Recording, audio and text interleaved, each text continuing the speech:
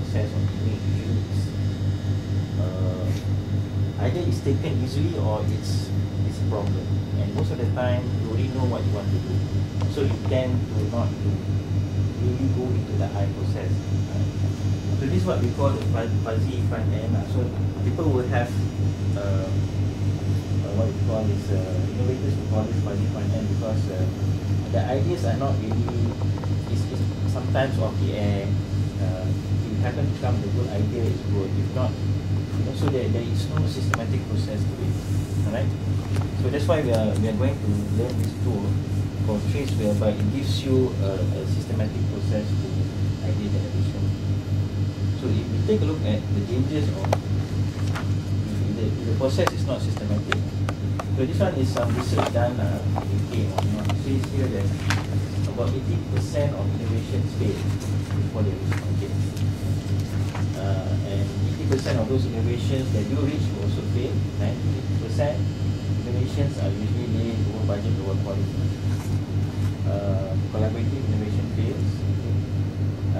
97% never pay back cost of fire. Okay. So this one is more related to those who are in the product development, what you call field, where especially with big companies, people like Microsoft, Apple, where they develop products, they want to patent it.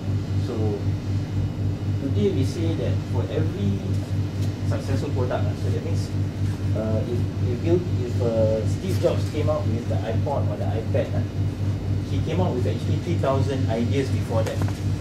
So the ratio is 1 per 3,000 ideas before you come out with a winner or a killer product. Right? So that's not really a very good statistic lah. Because when you look at the structure of companies like Microsoft or Apple and so on and so forth, or UEM, they have departments to actually generate all these ideas. But some of us are not so lucky. We only have 1 or 2 people, or people like yourself, to come up with that one killer idea. So I'm not sure whether you have really thought about 3,000 ideas so far. I don't think so. So these are one of the dangers of having what we call a random process. So the random process usually things like brainstorming, you heard of lateral thinking, NLP and whatnot. And they are more it's a bit destructive because they are a bit more divergent, and they don't actually focus into what you want to do.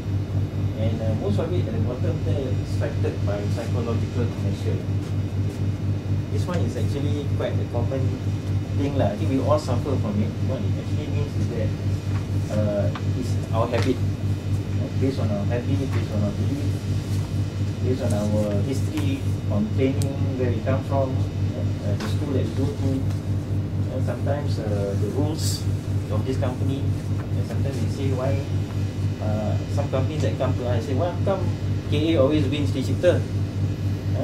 Class so big, they win from time to time. So we say KA has a special formula in them. Like what? Perhaps that is the reason why they always come up with good things, right?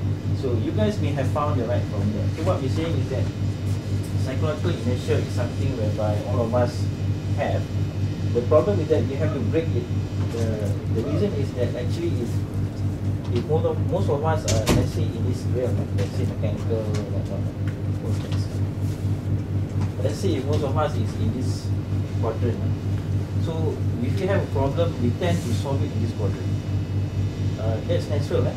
Because based on our knowledge and our habits and our background. But the thing is, some of the solutions do exist in other quadrants as well, and we never actually tap into those quadrants. So one of the basis of Trace is that they tap it for you already. So you just need to refer to certain guides. So far, okay.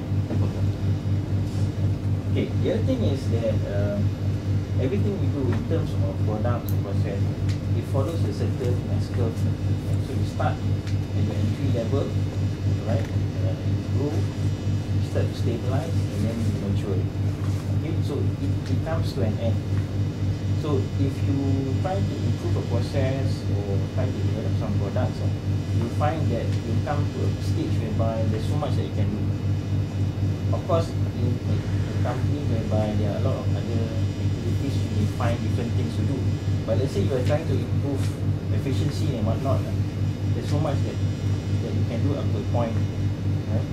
So this is sometimes where a lot of other tools fail, and why today there is a need to go for innovation. So innovation actually takes you to another curve, right? So you have to know where to start. If you start here, then it's too late. Right? So if you find that you are about to reach a stage whereby there's no way you can do with the current things that you have, your current hardware or technology, then you may want to look into something new. So every time that you want to look for something new, you call it a jump or step change. Right? So this is what they call systematic innovation. Okay? So we want, if even in our process, in our plant, when we first start, we look for stability, fair enough, and then we go for continuous improvement, and then we go for continuous innovation. So every time there's a step change to our what it comes to. But that doesn't mean that we forgo stability. Stability is still important. Right? So that's why we still need a certain kind of control, some kind of monitoring with the quality tools that we have. And then even for quality circle or the industry, started out last time with scientific management, retailer, alright. And then we went into SPC, PPM, 6 Sigma, and now we are jumping into another area.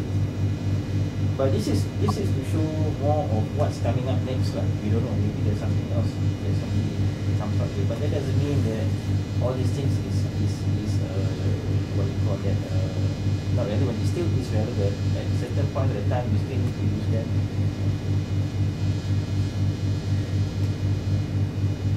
Okay, this is the guy that is responsible for this. His name is Heinrich Schiller. His heydays was during the Cold War period in Russia. So he was thinking how to Cold War period. Biasa if you know the history, they and US always try to outdo each other lah. So this guy send this guy out to space, that guy send that guy out to the moon, something like that. So they're trying to outdo each other. So his goal was actually to find out to develop things and whatnot. But then it comes to a cross point where he say how can the time required to be even reduced, because they need to come up with things fast. And then how can process be structured to enhance efficiency. Breakthrough is something which referring back to the step change. So every time there's a change in the step, then there's a breakthrough process that will be altered. So when we thought about this, we came up with this theory called PIS. So I cannot pronounce. Actually, PIS is a Russian pronunciation. I don't know how to read Russia. So they convert for you theory of inventive problem solving.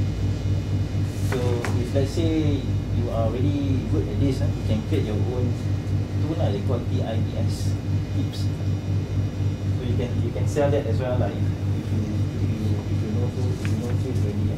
So what happens is that this guy had studied all the patents, almost all. At that time there were about 200 patents. So now if you look into the US patent office, the level now is about 5 million patents so far in the US patent office. So he studied about half of those and came out with about 40,000 they call it similarities. So these are the findings that we came up with. So some of the discoveries, and what he discovered was that he said that 99.7% of inventions are already known principles. Okay, so you already know them. There's nothing new. Less than 0.3 are really pioneering invention. So if you want to break your head thinking of something, no point. Somebody has already done something along those lines. And breakthrough, the step change. is a result of overcoming a contradiction. That means, let's say if you want to do something, but something is stopping you, or something is an obstacle. Usually, what happens is that we compromise lah. Our team lah, we don't solve it. But if we solve it, you probably get your breakthrough. That jump. Common patterns lah. Usually, things are already there.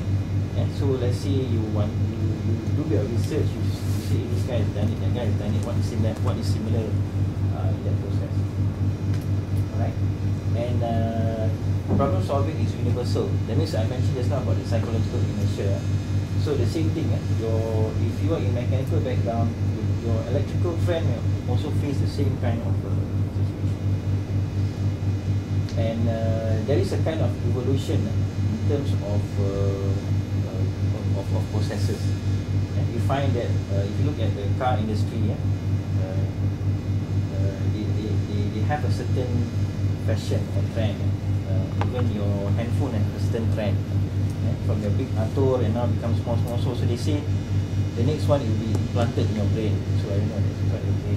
So there is a certain trend to products. And innovative ideas can be reproduced systematically from previous solutions. So this was what the Australia discovered. Okay, he also discovered this called the 5 levels of innovation. But Tris is playing around with the middle part. The first one is using your own known solutions, using your own what you call that. It may not be your own, sorry. If you want, we'll probably send you those things that you not know. Okay, so